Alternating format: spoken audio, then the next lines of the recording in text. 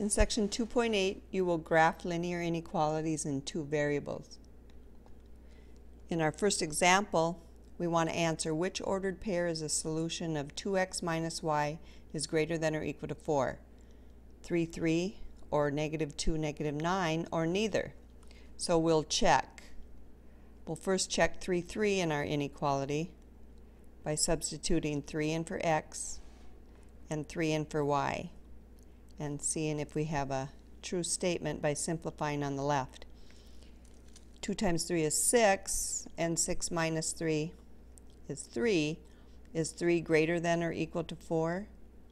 That's a false statement, so we know that 3, 3 does not check. And now we'll check negative 2, negative 9 in that same inequality. So it's 2 times negative 2 minus negative 9. Is that greater than or equal to 4? So simplifying again on the left, 2 times negative 2 is negative 4, and negative 9 is positive 9. Negative 4 plus 9 is 5. Is 5 greater than or equal to 4? That's true. So yes, negative 2, negative 9 is a solution to that inequality. It gave us a true statement. Okay, in the next example, we want to graph 3x minus 4y is less than 12 in the coordinate plane. So the first step in graphing this inequality is to graph the boundary line 3x minus 4y equals 12. Replace the inequality with the equal sign. And now to graph this boundary line, I'm going to use x and y intercepts, because when I let x equal 0 to solve for the y-intercept, this term is 0, and I'm left with negative 4y equals 12. And dividing both sides by negative 4, I find out that y is equal to negative 3. Now to find the x-intercept, I'll let y equal 0 and solve for x. So this y term becomes 0, and I'm left with 3x equals 12. So x is equal to 12 divided by 3, or 4. So graphing the y-intercept, 0, negative 3, I'm there on the y-axis, and graphing the x-intercept, 4, 0, I'm here on the x-axis. Now I need to decide if my boundary line is solid or broken.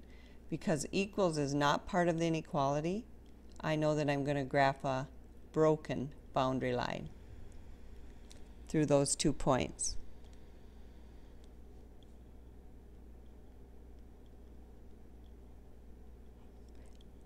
And now in the second step to graphing an inequality, we want to check for shading. Since the origin is not on the boundary line, those zeros are nice to use, so I'll check 0, 0 in my inequality. I'll put 0 in for x and 0 in for y to see if that's less than 12. And I know that both products are 0, so this whole side is 0. And 0 is less than 12. That's a true statement. So I know where the origin is, that side, that half plane, is going to give me true statements, and the other side, those points will give me false statements. So I want to shade where it's true. So I'll shade this half plane. All of these points satisfy this inequality.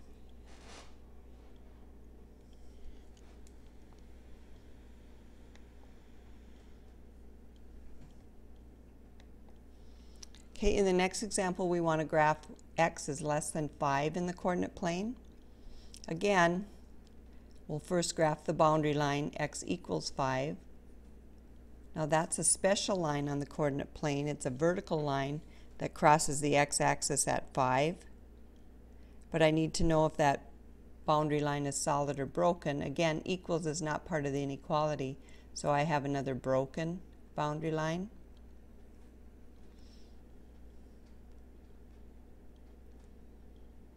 Points on this boundary line do not satisfy the inequality, but one half plane or the other is where I'll find solutions.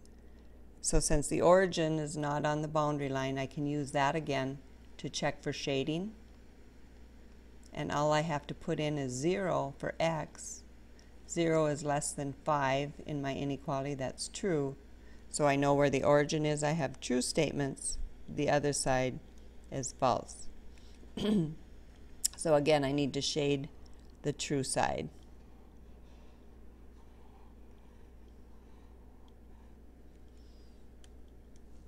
Okay, now we're going to graph y is greater than or equal to negative 2 times the absolute value of x plus 1 plus 3 in the coordinate plane. And again, 2 steps. So the first step is to replace the inequality with the equal sign and graph a boundary.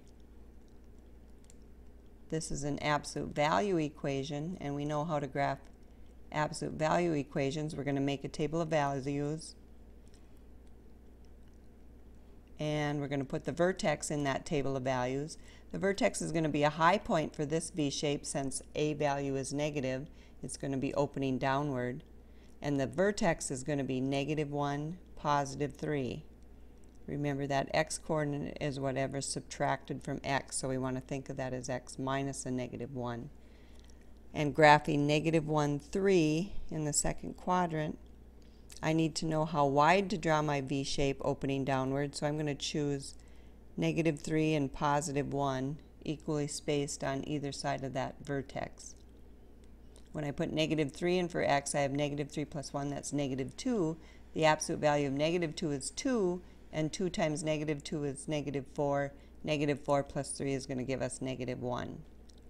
Now we'll do the same thing with 1. We'll substitute that in for x. 1 plus 1 is 2. The absolute value of 2 is 2. 2 times -2 is -4. And -4 plus 3 is -1 again. So I'll graph -3, -1, and +1, -1. And now I have to decide if my boundary is solid or broken. Since equals is part of this inequality, I want to draw a solid boundary line.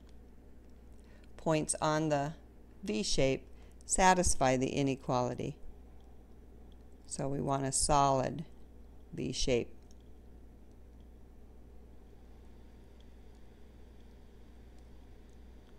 And now we need to check for shading. The origin is inside that V shape, so we'll use that again to check for shading. 0, 0. I'll put 0 in for y, and I'll put 0 in for x, and I'll simplify on the right to see if I have a true statement.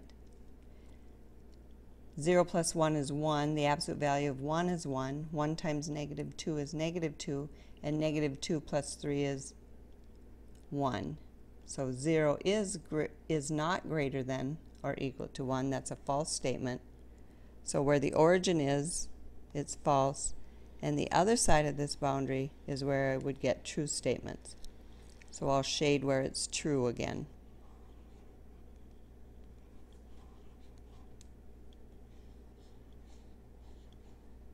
All of these points in this shaded region and on that solid V shape will satisfy or make that inequality true. You have $200 to spend on CDs and music videos. CDs cost $10 and music videos cost $15. Write a linear inequality in 2 variables for the number of CDs x and music videos y that you can buy. Graph and discuss 3 possible solutions for the situation. So our first job is to write this inequality. And since CDs cost $10 each and we're going to buy x of them, that product will give us the total cost of the CDs. Music videos cost $15 each and we're going to buy y of those. So that product will give us the total cost of the music videos. If we add them together, what we're going to spend has to be less than or equal to what we have, which is $200. So that's our inequality. Now we want to graph it, so our first step is to graph the boundary. The boundary line, 10x plus 15y, is equal to 200. So again, to graph this boundary line, I'm going to use x and y intercepts. And when I put 0 in for x and solve for y, I'm left with 15y equals 200. So I know that y is equal to 200 divided by 15. And getting rid of a factor of 5 top and bottom, I'm left with 40 over 3. And the mixed number that I have there is 13 1/3. So my y-intercept is 13 1/3. Okay, now I'll let y equal 0 and solve for x. So I'm left with 10x equals 200, or x is equal to 200 divided by 10, which is equal to 20. So our x-intercept is 20. Okay, now we'll go to the coordinate plane and graph. So we'll label our axes.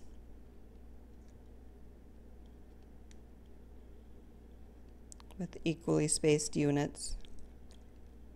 That's our x-axis, and labels on our y-axis will be the same. I'll go 5, 10, 15, and 20.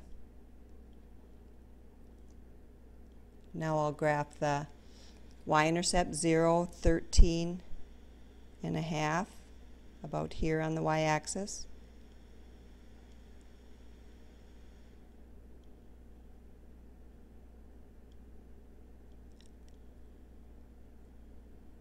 Or not, about right here on the y-axis. Okay, and then 20, 0 would be here on the x-axis. Okay, I need to decide if my line segment is solid or broken, and since equals is part of the inequality, it's going to be a solid line segment. It's going to be a line segment because neither x or y will ever be negative, so we're only graphing in the first quadrant. So I'll draw a solid line between those 2 points. Okay, and now I need to check for shading in our second step. So I'll use the origin since it's not on that line segment. I'll put 0 in for x and 0 in for y, and simplify to see if I have a true statement, but I know that left-hand side is 0, and 0 is less than or equal to 200. So I'm going to shade towards the origin. The other side would give me false statements. So I know that my solutions to this inequality, or my possible combinations of CDs and music videos, are in this triangular shaded region. Okay, so it says graph and discuss 3 possible solutions for the situation. So we could buy 20 CDs and 0 music videos. We could spend all of our money on CDs. That's in this shaded region or on our line segment.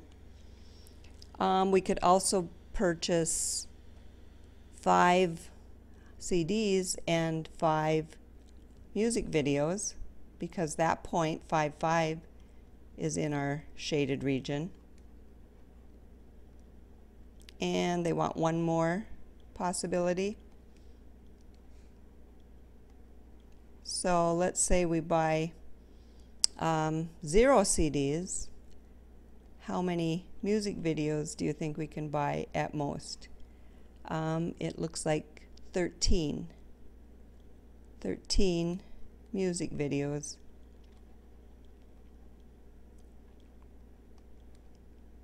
are possible.